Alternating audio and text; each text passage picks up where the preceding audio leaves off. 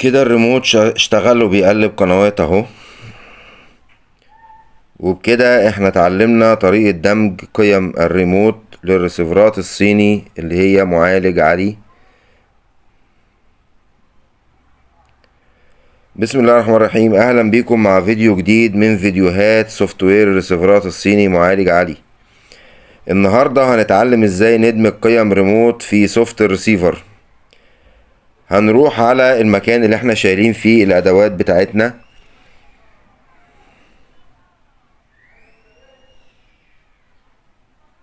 كده، معالج عالي، وهنفتح اللودر عشان نسحب شحنة من السوفت. هنختار من تحت داتا دمب ونحدد المكان اللي هنحفظ فيه الملف وهنسميه اي اسم، ايا كان مش فارقة.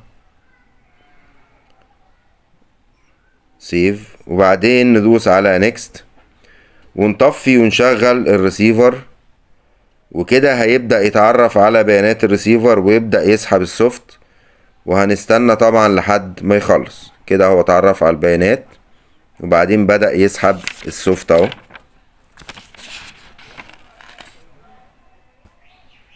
هنستنى لحد ما يخلص سحب.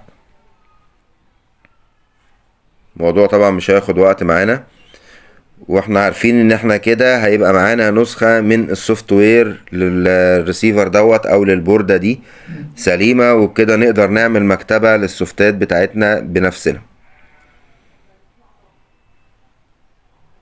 ثواني وهيخلص.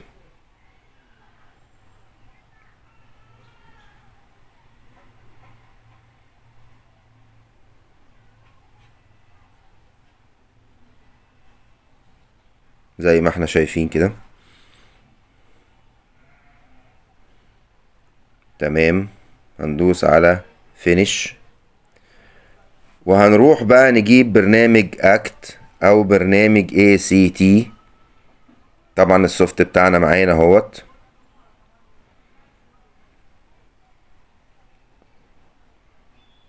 برنامج ACT ده اللي هنشتغل بيه.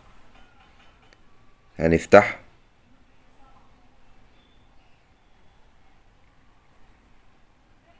نفتح البرنامج، هيفتح معانا بالمنظر ده. هنختار ملف السوفت بتاعنا،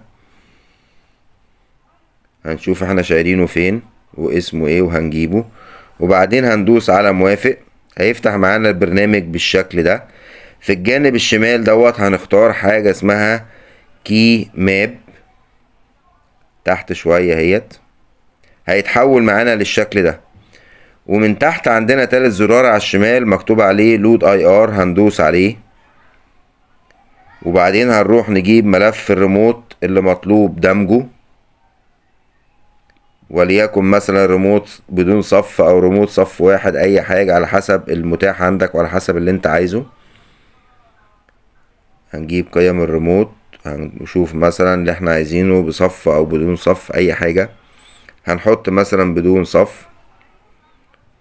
نفتح ونفتح كده احنا خلصنا. كده تم الدمج. هندوس بقى من تحت على الشمال على تاني زرار اسمه حفظ السوفت عشان نحفظ السوفت الجديد بعد التعديل بقيم الريموت. هندوس عليه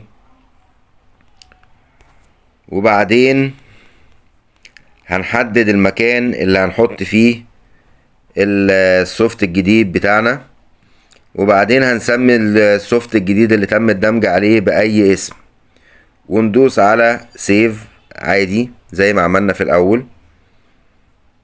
كده خلاص هندوس اوكي.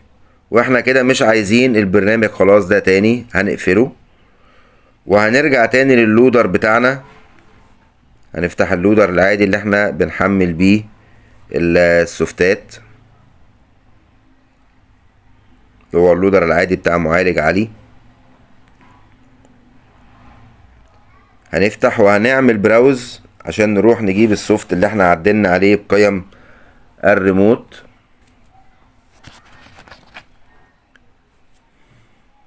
اهو.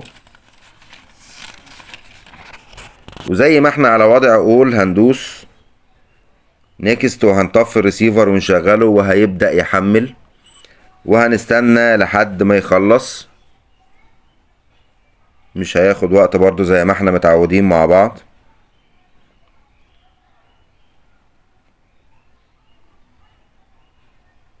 تمام قربنا.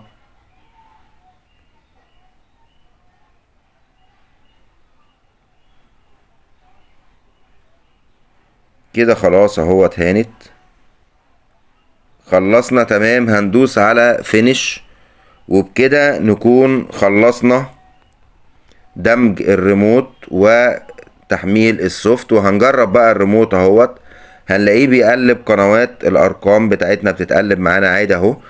وبكده نكون دمجنا قيم ريموت للريسيفر الصيني معالج عالي. اتمنى تكون المعلومة وصلت، وما تنسوناش من دعوة بظهر الغيب. شرفتوني.